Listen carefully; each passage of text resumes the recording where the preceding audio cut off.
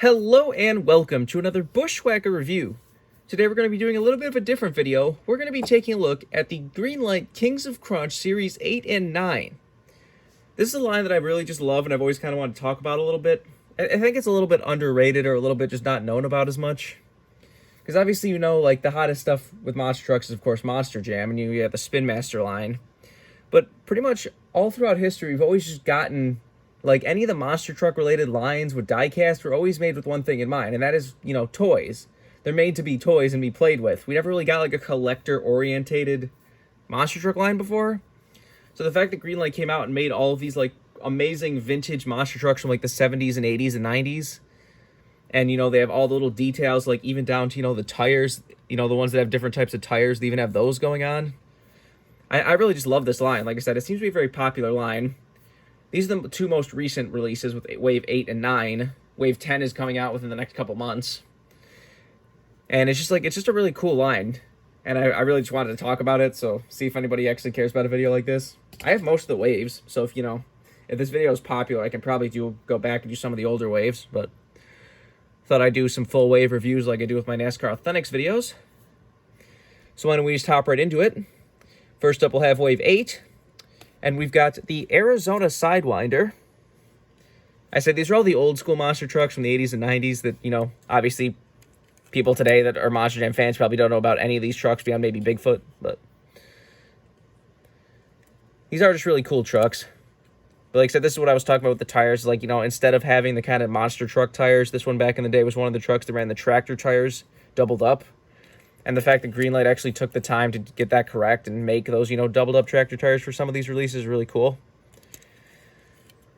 Other than that is just, you know, a solid yellow monster truck with the logo on the side.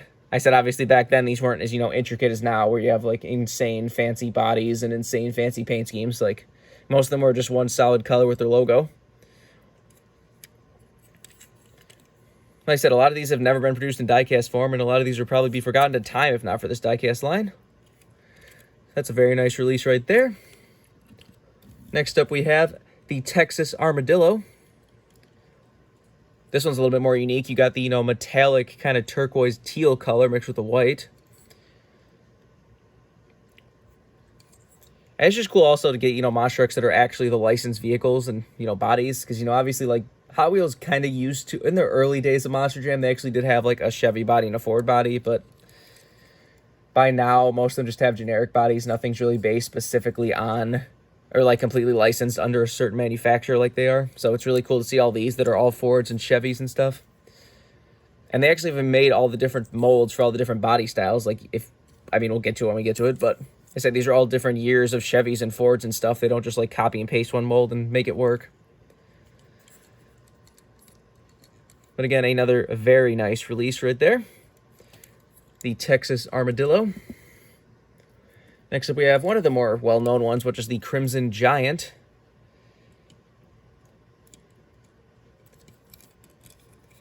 See, the gold logo is actually metallic, if that's coming across, much like the real truck was. The real truck may have been a chrome logo, I don't honestly remember. I have to go back and look at photos, but except this truck was around a lot on a lot of the TV shows with the TNT, you know, back when they used to air a lot of the monster truck stuff back in the day. Just a very, very cool release. That's one weird thing about Wave 8 is that it has, you know, 4 of them are red trucks, all similarly shades of red. I don't know why they piled them so much in one wave like that. Next up, we got a monster truck that's definitely pretty iconic, but not so much for this version. We got Samson,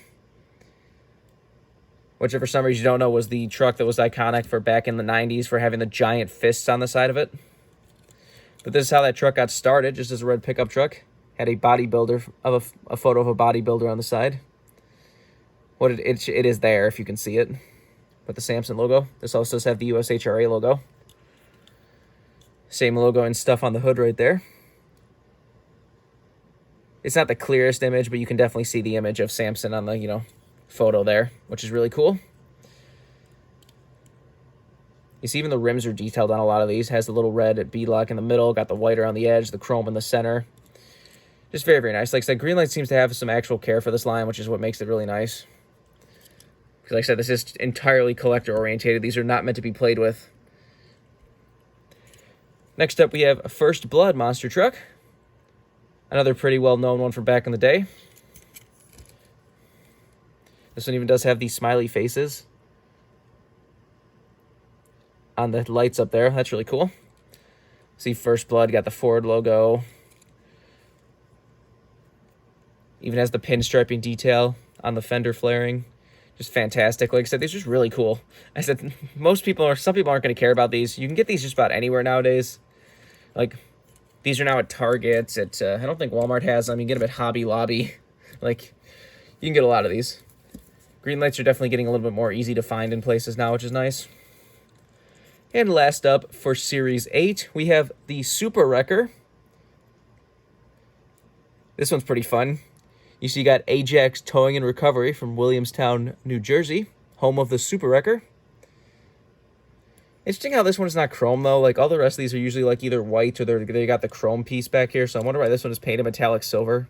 Unless the real truck was actually painted metallic silver and wasn't chrome.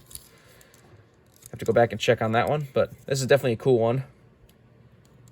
One of the ones that definitely does stand out. This was the hardest one to find for me out of this wave. Both this one and the Texas Armadillo were the two hardest to get out of the series for me. Just a really cool release. That does it for Series 8. Now let's move on to Series 9, where you see they actually did make a brand new mold for the Chevy S10s.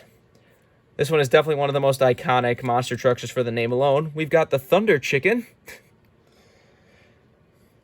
I remember back like a few weeks ago, one of the Instagram accounts that does monster trucks posted like what is the most like, you know, random name monster truck you can think of, and there was a lot of people that said Thunder Chicken.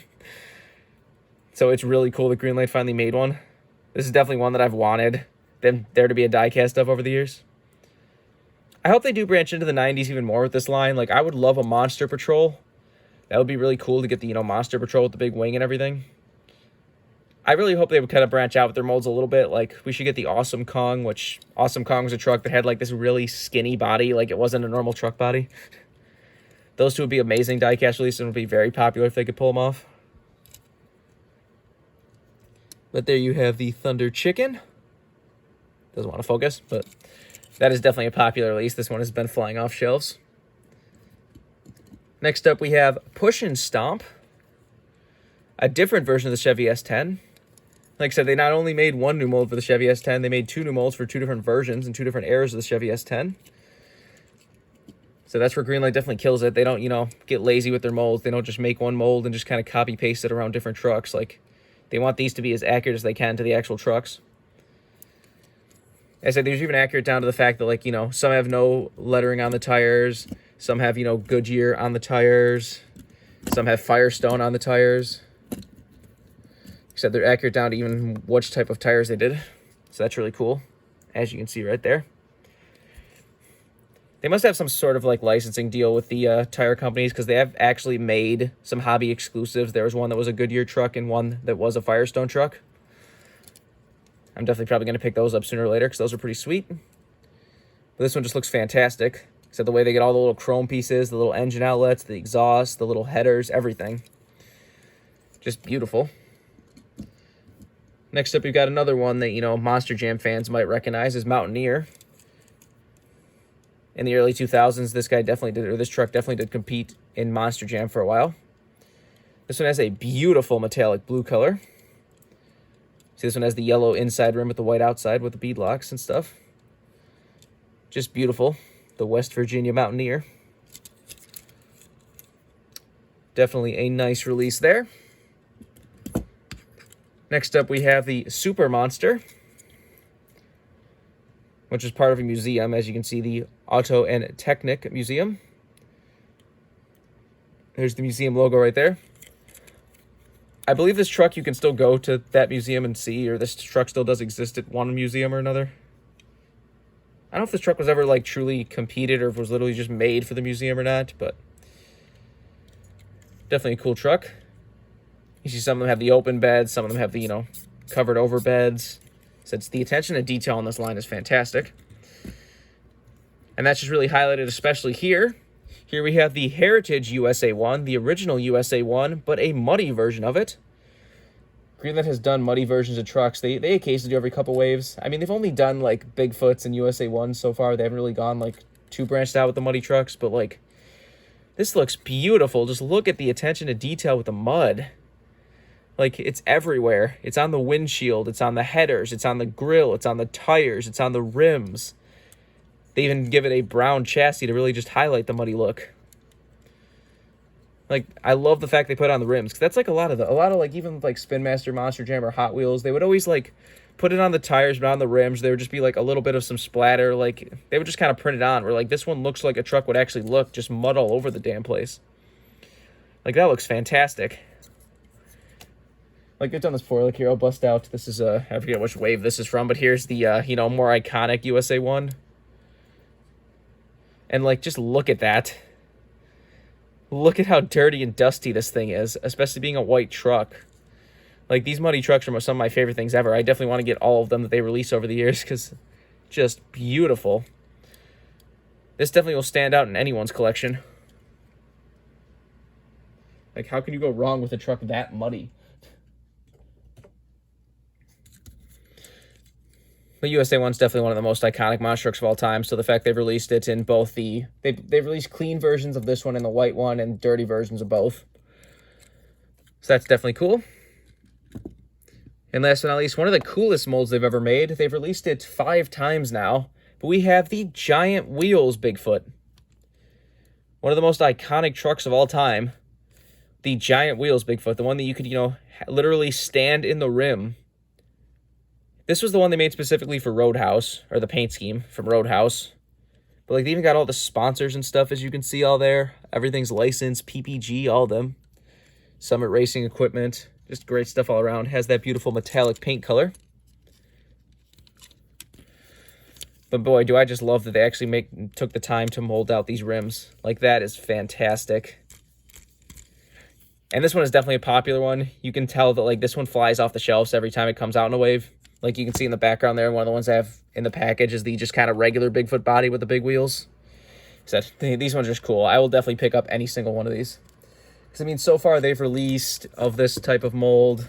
Well, they're all the same mold, but like I said, they released, you know, the regular Bigfoot. They've released a muddy version of the regular Bigfoot. You see this one even has the mud splattered on the inside there. This one they didn't put any on the rims for some reason. You've got the racing stripe big wheel Bigfoot. And then you have a muddy version of that one too, where this one they actually did put on the giant rims. So this looks beautiful. Like I said, I love these muddy tire ones. But that's about it for Series 8 and 9. Said here, why don't we take a look at one of these packaging releases right here. So this is from Series 4, but you can see it says Kings of Crunch at the top with a picture of a truck back there, and then whatever series it is has all of them on the back of the truck. So you can see exactly the entire series, so you make sure you're not missing anything. Like I said, just a great line of trucks. I don't know how many people are going to care about a video like this, but like I said, I absolutely love this line. I can't wait to see what else Greenlight comes up with for this line in the future. I mean, we already know about Series 9 or we know about Series 10 and 11. Like, they're releasing Black Stallion. I've always wanted the Black Stallion. They're releasing Titan, the original Titan. That looks fantastic. Just a lot of cool releases coming out. I said, if you like this video, I will do more of these. Like I said, I have pretty much all the releases minus a couple here and there, so I can go back and do like waves 1 and 2 and 3 and 4 and so on and so forth if people like this. All right, here's a little bonus thing. Here is the monster truck from Ace Ventura. They released in their Hot Wheels, or their Hollywood line, not Hot Wheels. What's a cool little piece about this is that this truck was built, for the movie, was built off of Push and Stomp. And, you know, as you saw, they made Push and Stomp, and then they took the mold of Push and Stomp and made this. Like, that is hilarious accuracy right there. Like I said, this one is everywhere right now. If you want to, you know, try out one of these monster trucks and you can't find the actual monster truck line, this one's in the Hollywood line that's pretty much literally everywhere. So, go check that out if you want anything. Like I said, these are probably easiest to get right now at Target and Hobby Lobby. Walmarts don't seem to carry the Kings of Crunch line for some reason. I'm not sure where else to get them. Like I said, most of the time I just buy them offline. I usually just buy a case of them offline because, you know, you can buy the case of like all 6 releases of each wave just in the little cases. So that's usually what I get, or how I get most of the waves nowadays. But so if you're interested, like I said, this is definitely a different type of video. But I don't know if this is going to get many views or not. But I just really want to talk about this line because I just absolutely love this line. Greenlight's definitely killing this line. Can't wait to see what else they come up with. But in the trench, all there is to say, this has been a review of the Kings of Crunch Series 8 and 9 releases from Greenlight. Hope you enjoyed, and thanks for watching.